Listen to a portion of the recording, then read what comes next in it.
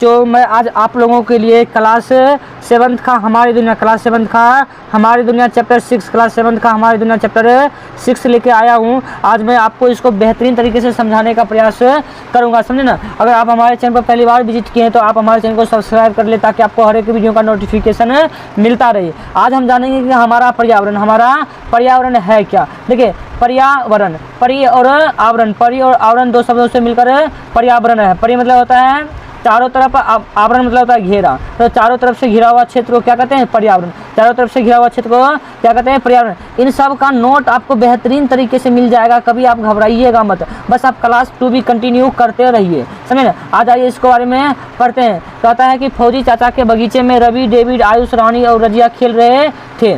वहाँ अनेक तितलियाँ उड़ रही थी तथा पेड़ों पर चिड़ियाँ भी चहचहा रही थी। रवि ने पूछा, यहाँ तो खूब तितलियाँ हैं एवं चिड़ियाँ हैं, मेरे घर में तो एक भी नज़र नहीं आती है। अब देखिए, बगीचा आएगा तो वहाँ तो समझते हैं कि तितलियाँ, पक्षियाँ सब रहेंगे, जानवर भी रहेंगे, समझे ना। लेकिन घर के पास थोड़ी होता है, समझे ना। अब आइए आगे देखते हैं। कहते रानी ने कहा, तेरे घर में पेड़ है क्या? रवि ने कहा, नहीं, अब पेड़ नहीं तो पक्षी कहाँ, तितलियाँ कहाँ। अचानक रवि पौधे के पास बैठकर फूल एवं पत्तियाँ को तोड़ने लगा। आयुष ने उसे ऐसा करने से क्या क्या मना किया कि भाई साहब आप मत तोड़िए फूल और पत्तियाँ, समझे ना, ये प्रकृति का देन है, हमें इसे सुरक्षित रखना होना चाहिए, समझे, संरक्षण देना चाहिए पेड़ पौधों को। लेकिन रवि नहीं माना। डेविड ने कहा, पौधों को नुकसान पहुंचाना अच्छी बात नहीं है, चाचा देखेंगे तो वो हम सबको डांटेंगे, वो हम सबको क्या करेंगे? डांटेंगे। ये देखिए, यहीं पे सब रवि, रजिया, रानी सब ये हैं, ये फौजी चाचा। ये क्या है? फौजी चाचा। कहते हैं कि फूल मत तोड़ो, अगर फौजी चाचा देखेंगे तो तुमको डांटेंगे, बहुत मार लगाएंगे, समझे ना। और आगे कहता है कि सुनिए, पौधे को पानी दे रहे फौजी चाचा ने बच्चों की बातें सुन ली। पास आकर हुए बोले, बेटा आप लोग झगड़ा क्यों कर रहे हैं? बच्चे चुप हो गए। मतलब ये सब आपस में झगड़ा करा, ये कर रहा था कि इसको कि मत तोड़ो नहीं, हम तोड़बे करेंगे। तो ये सब आपस में लड़ रहा था। ये फौजी चाचा देखा, अरे बचवा काहे लड़ता है रे तू, लड़ना क्या जरूरी है, नहीं लड़ो। अब देखिए अब क्या होता है, बच्चे क्या हुए? चुप हो गए, चुप हो गए। तो फूलों को देखा और ये सारी बातें समझ गए। मतलब कि फौजी चाचा जो होशियार थे, समझे ना, वो देखा कि फूल को तोड़ रखा है, तो इसको समझ आ गया कि ये सब आपस में क्यों लड़ाई कर रहे हैं, समझे ना। अब ये आगे देखते हैं। कहा कि उन्होंने सभी बच्चों को अपने पास बैठाया और पूछा, बेटा इन्हें किसने तोड़ा? किसी ने जवाब नहीं दिया। अब बताओ, तोड़ा तो किसी ने होगा, देखा तो सबने है, लड़ाई कर रहा तो तोड़ा था, लेकिन किसी ने बताया नहीं, समझे। चाचा ने कहा, देखो बच्चों, ये पेड़ हमारे जीवन के लिए आवश्यक है, ये पेड़ हमारे जीवन के लिए क्या है? आवश्यक है। पेड़ पौधे, नदियाँ, पहाड़, जंगल, ये सभी हमारे पर्यावरण के अभिन्न अंग हैं। ये सब हमारे पर्यावरण के अभिन्न अंग हैं, यानी अलग नहीं हो सकते हैं। ये किसी ना किसी रूप में हमारे जीवन को प्रभावित करें। देखिए, पेड़ पौधे, नदियाँ, पहाड़, जंगल, ये सब हमारे जीवन को प्रभावित करते हैं। अब देखिए, पर्यावरण के घटक क्या क्या होते हैं वो आप नोट कर लीजिएगा। नदी, पहाड़, जंगल, जीव जंतु, घर, सड़क, पुल, मानव, रीति रिवाज, परंपराएं आदि हमारे पर्यावरण के क्या हैं? घटक हैं। चाचा ने रजिया से पूछा, बताइए अगर एक पेड़ नहीं होंगे तो क्या होगा? चाचा रजिया से पूछते हैं कि बताओ रजिया बेटा कि अगर एक पेड़ नहीं होगा तो क्या होगा? रजिया बोली, चाचा हरियाली नहीं होगी, अगर एक पेड़ नहीं होगा तो हरियाली नहीं होगी। ऐसे देता क्या होगा? बच्चा है, इतने सोचता है, लेकिन उसको क्या पता कि पेड़ पौधा हमें ऑक्सीजन देते हैं, पेड़ पौधा हमारे कार्बन डाइऑक्साइड गैस को ग्रहण करते हैं, जिसकी वजह से हम लोग जीवित हैं। कार्बन डाइऑक्साइड बहुत खतरनाक गैस है, इसी की वजह से तापमान बढ़ता है। तब आयुष बोला, तब देखिए आयुष बोला, आयुष क्या बोलता है? कहता है कि वातावरण में बढ़ रहे कार्बन डाइऑक्साइड CO2 को भी तो पौधे भी ग्रहण करते हैं। मतलब कि वातावरण जो CO2 गैस को ग्रहण करती, बढ़ रही मात्रा, उसको ग्रहण कौन करता है? पेड़ पौधा ही तो ग्रहण करता है। अगर पेड़ पौधा नहीं होंगे तो सभी जगह कार्बन डाइऑक्साइड की मात्रा अधिक हो जाएगी और हमें सांस लेना भी मुश्किल हो जाएगा। देखिए, आयुष बहुत होशियार है, वो कहता है कि अगर कार्बन डाइऑक्साइड की मात्रा बढ़ जाएगी तो हमें सांस लेना दिक्कत होगी, क्योंकि ये गर्म हवाएं हैं, इसलिए हम जो छोड़ते हैं ना वो कार्बन डाइऑक्साइड गैस है। कोई चीज़ जलता है तो क्या निकलता है? कार्बन डाइऑक्साइड गैस निकलता है। चारकोल को जलाते हैं तो क्या निकलता है? कार्बन डाइऑक्साइड गैस निकलता है। तो हमें पेड़ पौधा लगाना चाहिए ताकि कार्बन डाइऑक्साइड की मात्रा कम हो सके। अब देखिए, रानी ने कहा कि मेरी मम्मी तो कहती है कि कपड़ा भी पौधों द्वारा प्राप्त कपास से बनता है। अब देखिए, अगर रानी की मम्मी है, बड़ी होशियार मम्मी है, समझे ना, वो कहता है कि कपड़ा भी पौधों से बनता है, कपास के पौधों से बनता है। सही बात है, क्लास 8 में पढ़ेंगे, समझे ना, उसे 6 में भी है, टेंशन है, हम पढ़ा देंगे सबको। रवि बोला, हाँ कागज एवं रबर भी पेड़ पौधे से प्राप्त पदार्थ द्वारा बनाए जाते हैं। अब देखिए, कागज और रबर भी किससे बनाए जाते हैं? पेड़ पौधे द्वारा प्राप्त पदार्थ से ही बनाए जाते हैं। चाचा ने कहा, बिल्कुल ठीक कह रहे हो। अब सोचिए, अगर हम इसे लगातार नष्ट करते रहे तो इसका जीवन पर क्या असर पड़ेगा। अगर हम पेड़ पौधों को नष्ट करें तो इसका जीवन पर क्या पड़ेगा। आज के टाइम में देखिए कहता कि एक व्यक्ति को 3 पौधे लगाना चाहिए, क्योंकि अभी इतना तापमान है ना, दोपहर के 12 बजे घर से निकलना दुश्वार हो चुका है। अगर इसी तरह पेड़ पौधों की कटाई होते जाएगी, हम घर में 10,000 का AC लगा लेते हैं, लेकिन जो फ्री में पेड़ पौधे सांस देते हैं, ऑक्सीजन देते हैं, शुद्ध हवा देते हैं, वातावरण को ठंडा रखते हैं, हम उसको नहीं लगाते। हमको लगाना चाहिए। हमको क्या करना चाहिए, उसे लगाना चाहिए, समझे ना। AC लगाते हैं, AC जल जाता है, इतना गर्मी होता है, समझे ना। तो हमें पेड़ पौधा लगाना चाहिए, समझे ना। हमेशा AC नहीं लगाना चाहिए, बल्कि पेड़ पौधा लगाइए, अपने घर के आस पड़ोस लगाइए, समझे। पीपल का पौधा लगाइए, बरगद का पौधा लगाइए, तुलसी का पौधा लगाइए, समझे ना। ये सब तो लगाइए कम से कम। कहता है कि सभी बच्चों ने एक साथ कहा, फिर तो हमारा जीवन बड़ा कष्टप्रद हो जाएगा। अब रजिया अपने किए पछतावे पर पछतावा कर रहा था, मतलब अपना जो गलती किया उस पर पछतावा कर रही थी। कौन, रजिया। अब देखिए चाचा ने कहा, आइए हम सब मिलकर एक काम करते हैं। अपने दैनिक जीवन में हम जिन वस्तुओं का उपयोग करते हैं उनकी एक सूची बनाते हैं। देखिए साधन सामग्री की सूची, पेड़, सड़क, तालाब, नदी, कार, कपड़े, बैलगाड़ी, टमटम, कार, साइकिल, पर्वत, मकान, बिजली एवं खंभा, ये सब इत्यादि करते हैं। बच्चों आप इस सूची में क्या क्या जोड़ सकते हैं, मतलब आप और भी ज़रा सारा चीज़ जोड़ सकते हैं अपने सामान में, बहुत सारा चीज़ होता है। अब देखिए ये प्राकृतिक पर्यावरण 2 प्रकार के होते हैं, प्राकृतिक पर्यावरण और मानव निर्मित पर्यावरण। देखिए प्राकृतिक पर्यावरण में कौन हो जाए, वायुमंडल, यानी वायुमंडल, समझे, इसी में बादल उधर बनता है, समझे ना। अब देखिए स्थल मंडल, उसके बाद जल मंडल, और ये जो पेड़ पौधा होते हैं ये सब स्थल पर उगते हैं, ये सब किसके अंतर्गत आते हैं, ये सब प्राकृतिक मंडल के अंतर्गत आते हैं। ये पर्यावरण के एक घटक प्राकृतिक और दूसरा मानव निर्मित। देखिए मानव निर्मित में क्या क्या आएगा, मानव निर्मित में क्या क्या आएगा। देखिए सड़क आएगा, उद्योग आएगा, और उसके बाद देखिए इमारतें आएगी, पुल आएगी, स्मारक आएंगे, ये सब क्या आएंगे, ये सब हमारे मानव निर्मित से मानव ने बनाया, इसलिए हम मानव निर्मित संसाधन कहते हैं। इन सब का परिभाषा आपको मिल जाएगा, टेंशन नहीं रखिएगा, समझे ना। प्राकृतिक संसाधन, प्राकृतिक पर्यावरण क्या है, मानव निर्मित पर्यावरण क्या है, इन सब का परिभाषा आपको डिटेल में मिल जाएगा, आप टेंशन मत लीजिएगा, समझे। कहता कि वायुमंडल में कई प्रकार की गैसें, धूलकण एवं जलवाष्प उपस्थित रहते हैं। वायुमंडल की गैसें अजैव पर्यावरण के उदाहरण है, नोट करिएगा। वायुमंडल की गैसें जो है किस पर्यावरण के उदाहरण है, तो अजैव पर्यावरण के उदाहरण है। मतलब अजैव मतलब होता है जो निर्जीव होता है, जो क्या होता है, निर्जीव। अजैव मतलब जो सजीव होता है। पेड़ पौधे एवं जीव जंतु मिलकर सजीव जगत का निर्माण करते हैं, नोट करिएगा। पेड़ पौधे एवं जीव जंतु मिलकर किसका निर्माण करते हैं, सजीव जगत का निर्माण करते हैं। इस मंडल को जैव मंडल कहा जाता है। इस मंडल को क्या कहा जाता है, जैव मंडल कहा जाता है, नोट करिएगा। सभी पेड़ पौधे, जीव जंतु एवं मानव निर्मित जीवित रहने के लिए अपने पर्यावरण पर आश्रित होते हैं। ये एक दूसरे पर निर्भर रहते हैं। सजीवों का आपसी एवं पर्यावरण के बीच परस्पर निर्भरता को क्या कहते हैं, पारितंत्र। पारितंत्र का डिफिनीशन बोलेगा तो आप यहाँ से लिखिएगा, सभी पेड़ पौधे से लेकर यहाँ पारितंत्र तक कहलाता है। आप लिख के इसको याद जरूर कर लीजिएगा, समझे ना। पढ़ना चाहते हैं तो, नहीं पढ़ना चाहते कम करिए तो कोई बातें नहीं, कोयर बन जाइएगा, समझे ना। पढ़ाई लिखाई से कभी मत भागिए, अगर पढ़ाई लिखाई से भागिए तो महा कोयर बनिएगा।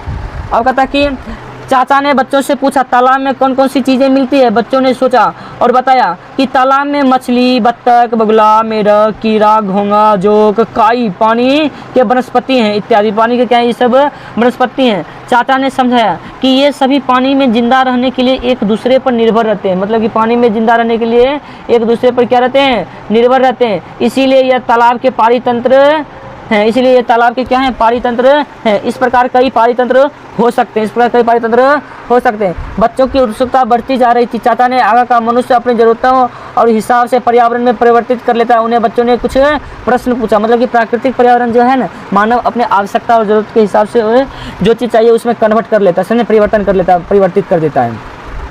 अब कहता कि अगर घर नहीं होगा तो क्या कठिनाई होगा, अगर घर नहीं होगा तो हम लोग कैसे रह पाएंगे, इसमें बहुत कठिनाई होगी। कहता अगर परिवार नहीं हो तो क्या दिक्कतें होगी। अब देखियो परिवार के बिना ज़िंदगी तो अच्छा लगता ही नहीं है। परिवार तो होना चाहिए, माता पिता, भाई बहन, दीदी सबको होना चाहिए, दादा दादी होना चाहिए।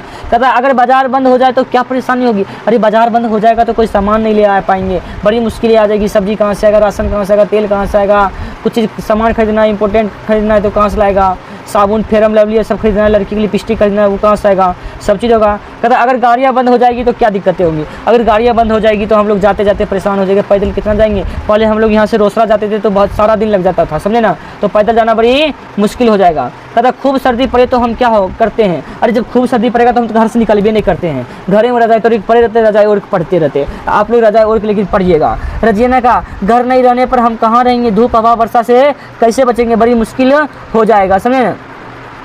अब देखिए डेविड बोलता है डेविड बोलता है कि परिवार के साथ हम कुछ सुख दुख बांटते हैं। परिवार के साथ क्या बांटते हैं? सुख दुख बांटते हैं। आइस वाला बाजार बंद होने पर जरूरत की चीज़ें नहीं मिल पाएगी। चाचा ने बताया हमारे चारों ओर पाए जाने वाले प्राकृतिक एवं मानवीय दशाओं के आवरण को क्या कहते हैं? पर्यावरण। आप यहाँ से पर्यावरण के परिभाषा भी लिख सकते हैं कि हमारे चारों ओर पाए जाने वाले प्राकृतिक एवं मानवीय दशाओं के आवरण को क्या कहते हैं? पर्यावरण कहते हैं। कहता है कि दुनिया में बहुत सी वस्तुएं ऐसी है जो प्रकृति या वातावरण से मिलती है। दुनिया में बहुत सी चीज़ें ऐसी हैं जो प्रकृति या वातावरण से मिलती है, जैसे पेड़ पौधा नदी पहाड़ इत्यादि। ये प्राकृतिक वस्तुएं कहलाती है। प्राकृतिक वस्तुएं पेड़ पौधा नदी जीव जंतु ये सब क्या कहलाती है? प्राकृतिक पर्यावरण कहलाते हैं। जैसे जल तथा मानव पर्यावरण के निर्माण करती तथा ये मानव पर्यावरण के क्या करते हैं? निर्माण करते हैं। अभी तो 2 पेज और है, देखिए। कहते बहुत सारी वैसी वस्तुएं हैं जिसे मनुष्य ने अपनी आवश्यकताओं की पूर्ति के लिए प्राकृतिक वस्तुओं को परिवर्तित करके बनाया है, अतएव ऐसे निर्मित पर्यावरण कहते हैं। मतलब कि जो मानव अपने आवश्यकता और ज़रूरत के हिसाब से कन्वर्ट करता है प्राकृतिक चीज़ों को, उसे हम क्या कहते हैं? उसे हम कहते हैं मानव निर्मित पर्यावरण कहते हैं। जैसे मकान पुल आदि चाचा ने यह चित्र बनाया। अब देखिए मकान बना हुआ तो ईंट पत्थर जो भी लगता है वो सब प्राकृतिक स्रोत से बना होगा, इसलिए इसे मानव निर्मित परिवर्तन कहते हैं, पर्यावरण कहते हैं। चाचा ने बनाए गए चित्र दिखाकर कहा कि सजीव एवं निर्जीव प्राकृतिक वस्तुओं के मिलने से प्राकृतिक पर्यावरण का निर्माण होता है। नोट करिएगा, सभी सजीव एवं निर्जीव के मिलने से ही प्राकृतिक पर्यावरण का क्या होता है? निर्माण होता है। जैसे जैसे जल भूमि हवा पेड़ पौधे पर्वत नदी इत्यादि ये सब देखिए। अब आगे देखिए, ये सब हमें प्रकृति द्वारा प्राप्त होते हैं। स्थल जल एवं वायु से घिरे इस भाग के अंतर्गत आते हैं। भूमि का वह भाग जिस पर जीव रहते हैं, जैसे मकान पेड़ पौधा पर्वत पठार मैदान इत्यादि, इन सभी को स्थल मंडल कहते हैं। आप स्थल मंडल की परिभाषा लिखिएगा, ऐसा मंडल जहाँ पर जीव रहते हैं उसे हम क्या कहते हैं? स्थल मंडल। जैसे मकान पेड़ पौधा पर्वत पठार मैदान जीव जंतु, समझे न। कहता विभिन्न प्रकार के खनिज लवण अजैव पर्यावरण के उदाहरण है। विभिन्न प्रकार के खनिज लवण किसके उदाहरण है? अजैव पर्यावरण के उदाहरण है। जबकि पेड़ पौधे जीव जंतु मानव ये सब जैव पर्यावरण के अंग हैं। ये सब नोट करिएगा और ध्यान से आप भी एक बार अपने हिसाब से पढ़िएगा और नोट करिएगा। जब तक आप अपने से नहीं पढ़िएगा तब तक आप बेहतरीन नहीं बन पाइएगा, समझे ना। आगे कहता है कुआं तालाब नदी झील। कुआं तालाब नदी झील समुद्र महासागर एवं विभिन्न जलाशय मिलकर जलमंडल का निर्माण करती है। किसका निर्माण करती है? जलमंडल का। जलमंडल की परिभाषा लिखिएगा कि कुआं तालाब नदी झील समुद्र महासागर एवं विभिन्न जलाशय मिलकर जलमंडल का निर्माण करते हैं। उन्होंने पूछा जरा सोचिए तो जल के अभाव में कौन कौन सी परेशानियां होगी? देखिए जल के अभाव में तो बहुत बड़ी परेशानियां हो जाएगी। समझे, हम लोग जल के बिना एक दिन 2 दिन तो जीवित रह ही सकते हैं, समझे, इससे ज़्यादा नहीं रह सकते हैं। सभी बच्चों ने सोचकर बताया तो बहुत परेशानी होगी। सुबह से शाम तक जल के बारे में जल की बार बार जरूरत पड़ती है। खाना बनाने में, प्यास बुझाने में, शरीर को स्वच्छ करने में, बर्तन धोने में, कपड़ा धोने में, सिंचाई करने में, कृषि कार्य करने में, सब में पानी की जरूरत पड़ती है। ये सब दिक्कतें हो जाएगी। चाचा ने कहा क्या हमें पानी बर्बाद करनी चाहिए? सभी बच्चों ने कहा नहीं सर, कभी भी हमको पानी की बर्बादी नहीं करना चाहिए, समझे ना। अब कहता चाचा ने कहा चूंकि जल का भंडार सीमित है इसीलिए इसका सही उपयोग करना चाहिए। मतलब कि जल जो पीने योग्य है 0.68%, ये सीमित है, मृदु जल है, मीठा जल है, यही पीने योग्य है, समझे ना। आप अगर बर्बाद करिएगा तो एक दिन ऐसा आएगा जिस तरह तेल पेट्रोल 100 रुपये लीटर मिलता है उसी तरह पानी भी 100 रुपये लीटर मिलेगा। पेट्रोल पंप पानी का भी खुलेगा। अब चाचा ने पुनः पृथ्वी के चारों ओर वायु है। पृथ्वी के चारों ओर क्या है? वायु। इसे वायुमंडल कहते हैं। पृथ्वी के चारों ओर वायु फैली है, इसे क्या कहते हैं? वायुमंडल कहते हैं। आप इसका डिफिनीशन यहाँ से भी लिख सकते हैं कि पृथ्वी के चारों ओर फैली वायु के क्षेत्र को क्या कहते हैं? वायुमंडल कहते हैं। यह सूर्य से आने वाली प्रत्यक्ष किरणों एवं हानिकारक विकिरणों यानी पराबैंगनी विकिरण से हमें बचाता है। और रानी बोली मैं एक बार चाचा के साथ बाजार गई थी, हड़ताल के कारण सभी गाड़ियां बंद थी, मुझे काफ़ी देर तक पैदल चलना पड़ा, समय भी बहुत अधिक लगा था। अब देखिए ये जो हानिकारक पराबैंगनी रंग की विकिरण आती है इसमें अल्फा रे बीटा रे गामा रे होता है। अल्फा रे बीटा रे और गामा रे, तो ये सब रे इतने खतरनाक होते हैं, इतने खतरनाक हमारे शरीर की चमड़ी को गला देते हैं, हमारी हड्डी को छेद कर सकते हैं ये अल्फा रे गामा रे, समझे ना। बीटा रे तो खैर कम होता है, अल्फा और गामा बहुत खतरनाक होता है, समझे ना। अब देखिए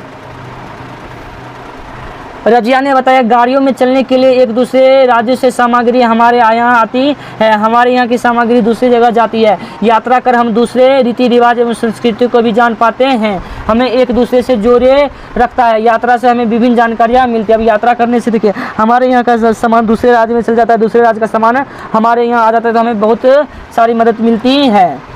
फौजी चाचा बोले बच्चों मनुष्य ने अपने जीवन को आसान बनाने के लिए आसपास के पर्यावरण के अनुसार बदला है। आसपास के पर्यावरण के अनुसार अपने आप को बदल लिया अपना जीवन आसान बनाने के लिए।